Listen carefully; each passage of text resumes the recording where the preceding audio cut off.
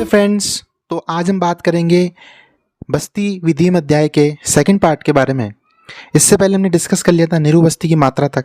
अब बात करेंगे अनुवासन स्थिर बस्ती की मात्रा क्या होती है। अनुवासन स्थिर बस्ती की मात्रा का एक फॉर्मूला है, तो उसमें यह है कि जो भी हमारे पास आस्थापन बस्ती होती है, क्वात की बस्ती जो होती है निरु बस्ती, उसका 1/4 पार्ट जो है मात्रा वो स्नेह बस्ती की मात्रा होती है। जैसे एक पल 46 ग्राम है, उसका 1/4 होता है 46 इंटू 1/4 11.5 ग्राम। इस प्रकार 1/4 पार्ट जो है वो अनुवासन स्नेह बस्ती की मात्रा होगी। अब आस्थापन बस्ती की विधि क्या होती है उसके बारे में बात करते हैं। तो जिस भी रोगी को आस्थापन देना उसे स्नेह स्वेदन कराने के बाद संसर्जन क्रम का सेवन कराते हैं। संसर्जन क्रम हमने पहले डिस्कस कर लिया है। स्नेह स्वेदन क्यों? ताकि दोष जो है विलीन हो जाए और उनको निकालने में आसानी हो। जब रोगी में बल आ जाए तो अनुवासन के योग्य को पहले अनुवासन देना चाहिए। इसका अर्थ यह है कि यदि दोष और व्याधि के आधार पर यदि अनुवासन के बिना भी आस्थापन बस्ती देना चाहे तो दे सकते हैं। शीत और वसंत ऋतु में अन्य ऋतुओं में रात्रि में दोष के अनुसार दिन या रात्रि में जब उचित हो जब आस्थापन बस्ती दे सकते हैं। ठीक है, लेकिन वैसे आस्थापन का नियम होता है कि पहले अनुवासन स्नेह बस्ती ताकि शरीर का अच्छे से स्नेहन हो जाए।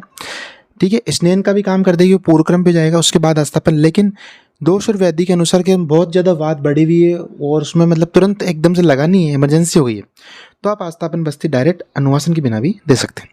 शीत और वसंत ऋतु में अन्य ऋतुओं में रात्रि या दोष के अनुसार दिन या रात में जब उचित हो आस्थापन बस्ती दे सकते हैं। ठीक है,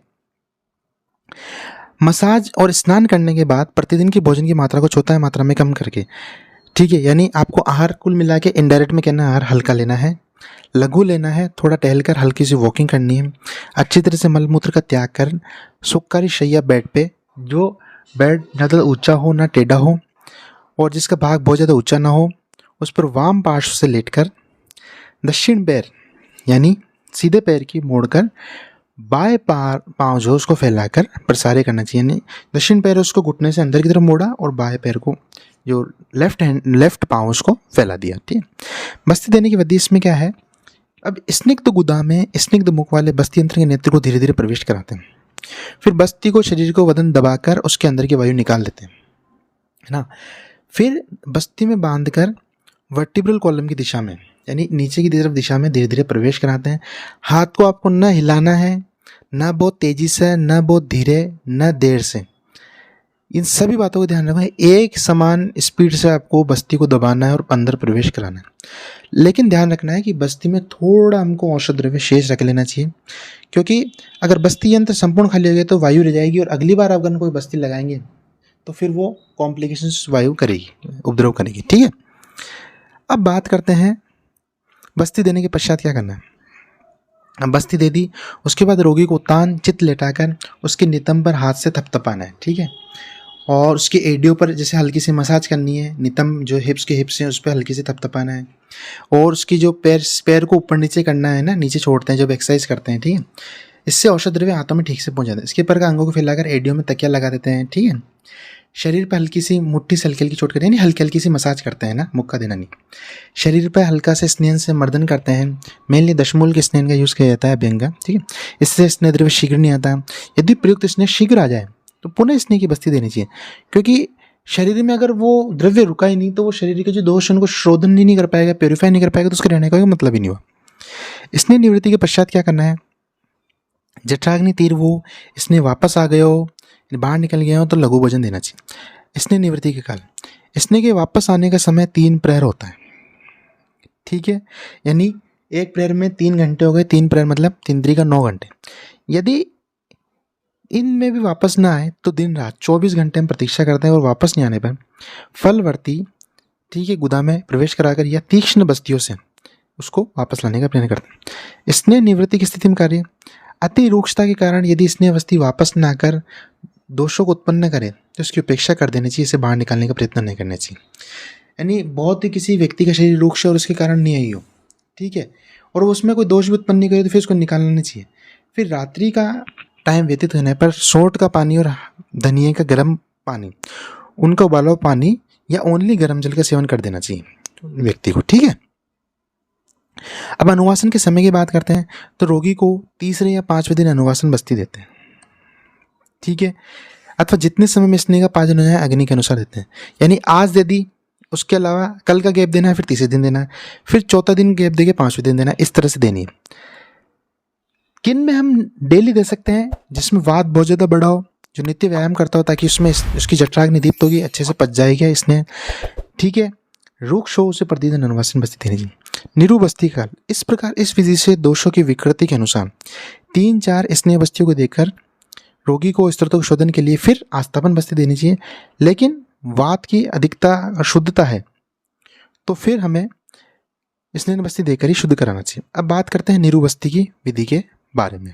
तो निरूबस्ती की विधि किस प्रकार से होती है कि तीसरे या पांचवें दिन मध्याह्न काल के आराम हो जाने पर, तीसरे पांचवें दिन यानी वो हमको अनुवासन बस्ती दे दी, मंगल स्वस्ति वचन करके शरीर का स्नेह शोधन तो करना ही है, मल मूत्र का त्याग करना है, ठीक है, बस्ती देनी चाहिए। अब क्वाथ की मात्रा क्या रहती है, क्वाथ कैसे बनाना है? बस्ती कल्पना क्वाथ के द्रव्य 20 पल मात्रा में लेने हैं, उसको ग्राम में आपको कन्वर्ट कर लेना। उसमें 8 मदन फल लेकर 16 गुना जल मिला के पाक करना। जब जल 1/4 रह जाए इतना उबालना, उसको उतार लेना। अब इसमें वात के लिए क्वाथ का चतुर्थांश स्नेह, यानी अगर वातज रोग है तो 1/4 स्नेह लेना है, पित्त है तो क्वाथ का छठा भाग स्नेह लेना है, और कफ है तो क्वाथ का 8वां भाग स्नेह लेकर पाक करते हैं।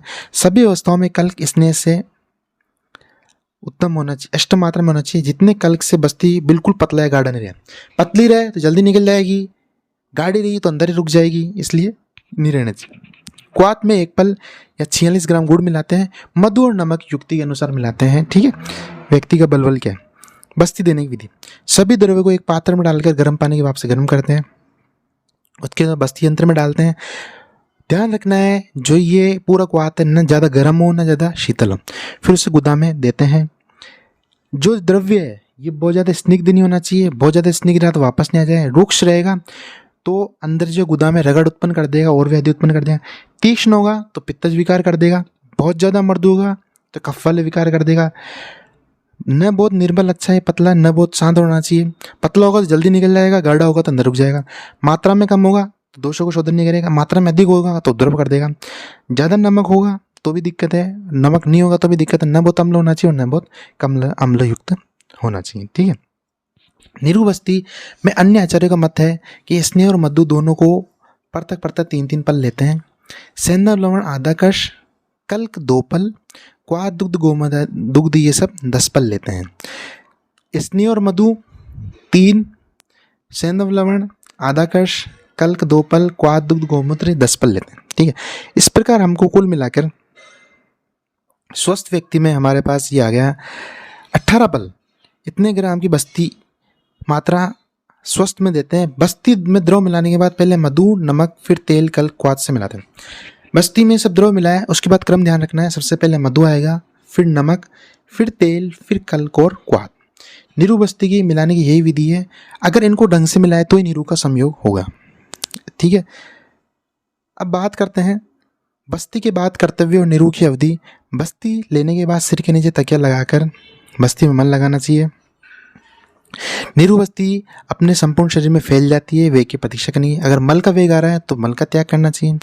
बस्ती की लौटने में एक मुहूर्त, ठीक है, एक मुहूर्त यानी कम से कम मान लो आप एक मुहूर्त में होते हैं 48 मिनट का समय लगता है, ठीक है। यदि अगर नीरू बस्ती नहीं निकले तो वो मृत्यु कारण होती है। ऐसा नहीं है कि मृत्यु होगी, लेकिन उपद्रव कॉम्प्लिकेशंस पैदा कर देंगे। फिर अगर इस स्थिति में नहीं है तो अनुलोमन करने वाले स्नेह जैसे एरंड, यवसार, गोमूत्र, कांजी, स्निग्ध, तीक्ष्ण और दूसरे नीरू को देना चाहिए। मदलफन से बनी वर्ती देनी चाहिए। स्वेदन करना चाहिए। भय त्रास डराना चाहिए जिससे जल्दी जल्दी वो वापस आए।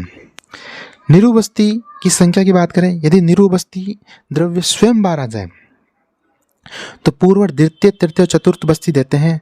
जब तक ठीक से निरोध न हो तब तक बस्ती देते हैं, ठीक है। क्यों देते हैं प्रथम, द्वितीय, तृतीय, चतुर्थ? क्योंकि जो प्रथम बस्ती देंगे वो अपान वायु को अपने स्थान से खींचकर बाहर निकालेंगे। दूसरी बस्ती पित्त को शांत करेगी और तीसरी बस्ती कफ को नष्ट करेगी। चौथी जो बस्ती है वो पूरी संपूर्ण वायु को, जो विकार उसको नष्ट कर देगी।